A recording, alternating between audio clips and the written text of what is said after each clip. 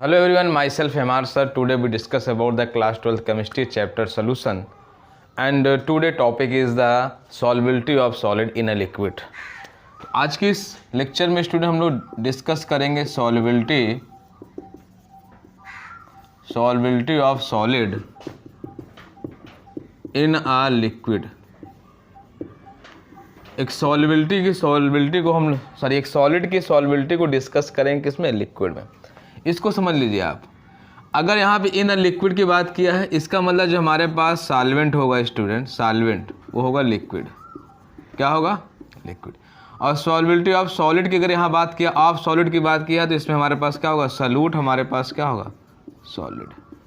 तो पहली बात तो आप ये कन्फर्म आपको होना चाहिए कि किसी भी सोल्यूशन में, जो सोल्यूशन हम डिस्कस कर रहे हैं उसमें सॉल्वेंट क्या होगा, उसमें सॉल्यूट क्या होगा.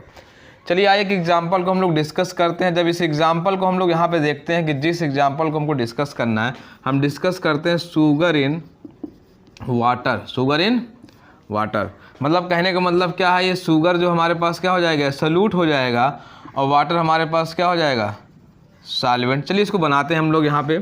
ये मान लीजिए हमारे पास कोई बीकर है, कंटेनर है, XYZ कुछ भी है, हमारे पास वाटर ले लीजिए आप. ये वाटर जो कि एक सॉल्वेंट की तरह काम करेगा, इसमें डाल दीजिए आप शुगर जो किसकी तरह काम करेगा? सॉल्यूट की तरह. अब आपसे पूछा जा रहा है क्या होगा. देखिए स्टार्टिंग में अगर हम लोग बात करें, जब आप पानी में शुगर को ढालेंगे तो धीरे धीरे पानी क्या होगा, शुगर क्या होगा? पानी में घुलेगा. तो जब धीरे धीरे पानी में घुलेगा तो इसको बोलते हैं डिसोल्यूशन. क्या बोलते हैं स्टूडेंट? डिसोल्यूशन. लेकिन आफ्टर सम टाइम, कुछ टाइम के बाद ये जो शुगर के क्रिस्टल होंगे वो क्या होगा? धीरे धीरे इसमें बैठना स्टार्ट कर देंगे. उसको हम लोग बोलते हैं स्टूडेंट क्रिस्टलाइजेशन. उसको क्या बोलते हैं? क्रिस्टलाइजेशन. मतलब स्टार्टिंग में आप चीनी को पानी में डाल रहे हो, धीरे धीरे घुल रही है, प्रोसेस डिसोल्यूशन, डिजॉल्व होना चीनी का पानी में. लेकिन धीरे धीरे क्या होगा? कुछ टाइम के बाद क्या होगा? चीनी जो है नीचे बैठना स्टार्ट कर देगी. तो इसको क्या बोलेंगे? क्रिस्टलाइजेशन. अब उसके बाद कहा गया है कि ऐसी कंडीशन आ जाएगी जब डिसोल्यूशन जो है क्या हो जाए? इक्विलिब्रियम में आ जाएगा. किसके? क्रिस्टलाइजेशन के. किसके आ जाएगा? क्रिस्टलाइजेशन के. और उस कंडीशन पे इस कंसंट्रेशन को, मतलब इस सॉल्यूशन का जो कंसंट्रेशन है उसको हम लोग बोलते हैं स्टूडेंट सैचुरेटेड कंसंट्रेशन. क्या बोलते हैं स्टूडेंट? Saturated concentration. मेरे हिसाब से चीज़ें आपको क्लियर हो रही होंगी मैं कि जिस तरह से आपको डिस्कस करने की कोशिश कर रहा हूँ.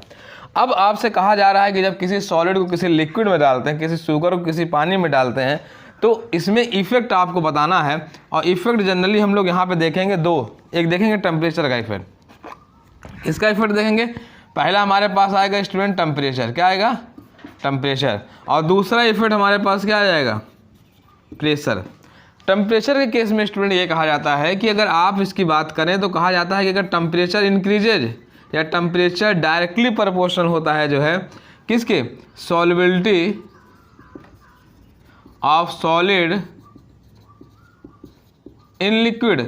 मतलब कहने का मतलब ये है कि जितना ज़्यादा इसका टेम्परेचर आप नीचे से बढ़ाएंगे उतना ज़्यादा चीनी पानी में घुलेगा.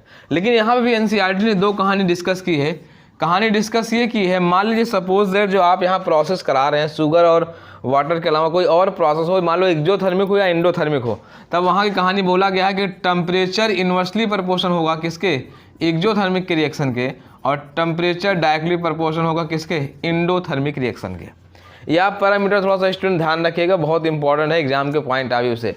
मतलब टेम्परेचर डायरेक्टली प्रोपोर्शन होगा solubility of solid in liquid. Temperature को बढ़ाते जाओगे, सॉलिड की सॉल्युबिलिटी लिक्विड में बढ़ती जाएगी. लेकिन अगर वही प्रोसेस जो आप देख रहे हैं कि सॉलिड को लिक्विड में डालने पे प्रोसेस एक्जोथर्मिक हो रही है, तो टेम्परेचर इन्वर्सली प्रोपोर्शनल क्या होगी? एक्जोथर्मिक. मतलब टेम्परेचर को बढ़ाओगे तो एक्जोथर्मिक प्रोसेस होगी, तो सॉल्युबिलिटी क्या होगी? घटती जाएगी. समझ पाए स्टूडेंट. चलिए नेक्स्ट हम लोग बात करते हैं प्रेशर के बारे में. तो प्रेशर में यहाँ कहा गया है कि प्रेशर का यहाँ पे कोई भी इफेक्ट नहीं होता जब किसी सॉलिड को किसी लिक्विड में डिजॉल्व किया जाता है. बोलेंगे नो इफेक्ट. क्या बोलेंगे स्टूडेंट? No effect. आप बोलेंगे ऐसा क्यों? क्योंकि जो सॉलिड होता है नॉन कंप्रेसिबल होता है, उसमें प्रेशर जब आप डालेंगे तो प्रेशर का कोई इफेक्ट नहीं होगा. तो इस तरह से स्टूडेंट आज के इस लेक्चर में हम लोगों ने डिस्कस किया solubility of solid in liquid. I hope आपको हमारा ये वीडियो बहुत अच्छा लगा होगा. स्टूडेंट मिलते हैं नेक्स्ट वीडियो में नेक्स्ट टॉपिक के साथ. अगर आप हमारे चैनल पर नए हैं तो प्लीज़ चैनल को सब्सक्राइब कर दीजिए. Press the bell icon for the latest update.